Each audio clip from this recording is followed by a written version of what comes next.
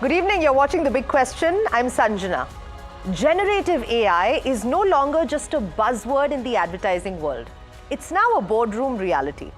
According to a brand new Naukri.com report, 60% of India's top employers are already experimenting with AI tools in their marketing functions.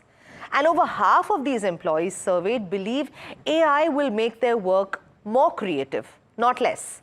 But here's the flip side. 41% of advertising and marketing professionals fear that AI could lead to a loss of originality and creative thinking. And nearly 1 in 4 are worried about job security.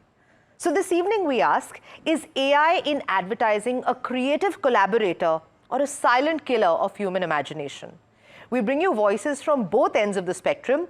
Let me quickly introduce Manish Bhatt, founder, director at Scarecrow, MNC Saatchi, who has always championed for raw human insight over algorithmic trends, and joining us in the studio today. Harshal Karia, founder of Shebang, where AI isn't just being tested, it's actively shaping brand campaigns. Pawan Goyal, CBO at Naukri, who brings us ground reality from hiring managers, marketing teams and job seekers across India. And Dr. Ruksheda Saida, psychiatrist and psychotherapist, here to explore how all this change is affecting minds behind the marketing. So from chatbots and concept art to real fears of being made redundant, tonight we're going to decode what AI in advertising and all of these creative fields really means for the future of creativity. So let's come to the creative crossroads. Manish, does AI dilute originality, or do you think it can spark new forms of storytelling? So I think actually everything works in this planet with the long-term insights.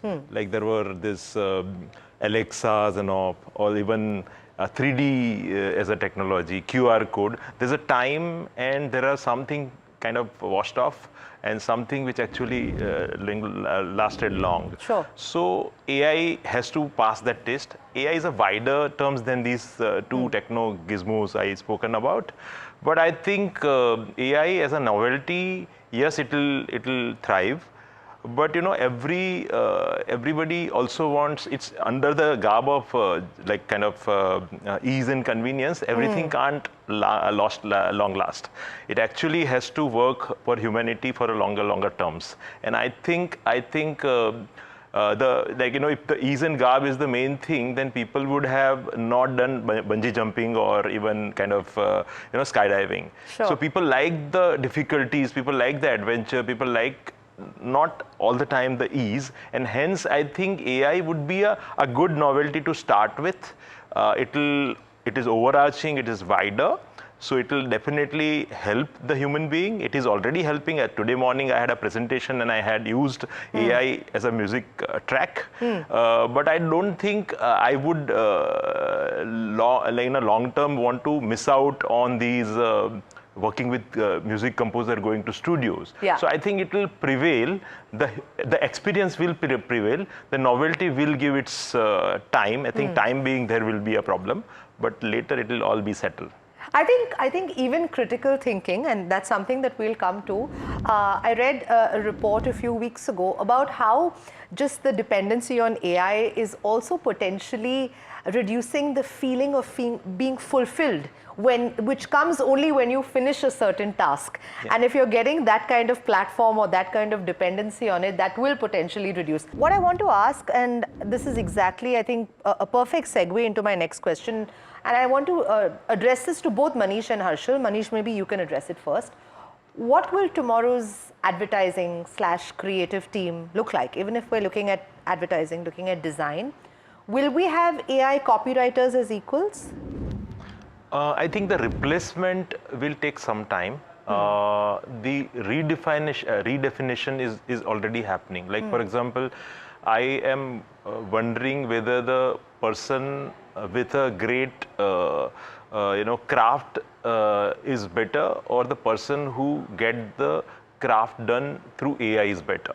So even a 2-year young, 2-year in business versus a 15-year in business, I would probably, now looking at their skill sets to use AI to generate a temporary solutions which the users want or the clients want. So that curation is increasing, but that actually was there even during the Shutterstock came in our picture, or the stock pictures and all. Sure. So from shooting something to curating and using something, so that is already there. Here is a more tailor-made solutions and more crafted solutions coming. So it's frightening at this moment.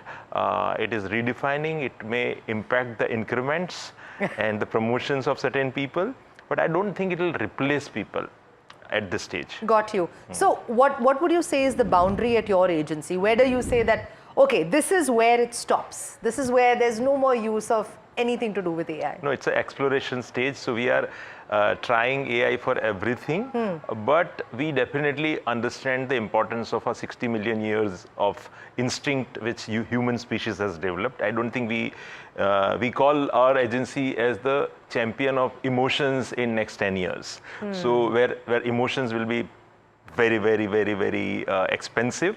There won't be that. There'll be a cold world, and the emotions and warmth will be needed. I think we would be looking for that in the time of cold technological invasions. Absolutely, and then we'll need more of Dr. Ruksheda in that point of time. Yes. I think a lot of us need her anyway. Manisha, I'm curious to understand, how are clients responding to this?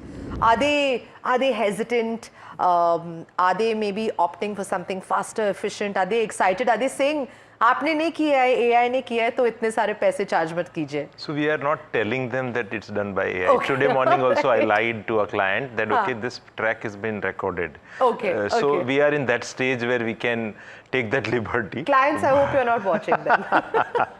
But yes, I think eventually it will be an open thing for everyone. It's like a computer, everybody uses it. So it's like that. I think it's going to go that path, but I see it not like a trend. Trend is everybody saying, everybody spoke about how we use it. Yeah. But I think I always have seen things like a art style, like a partitions, wars, pandemics, and this AI boom is all going to pass. And I think how the art, see, the commercial art will become more fine art when the commerce stop supporting it. So if the commercial field is going to be dependent on the machines, and then the human will thrive to become a better fine artist. Right. I would say my advertising and creative team would rather be a much more creative, because they're now not that their other jobs is also being done, so they'll be more.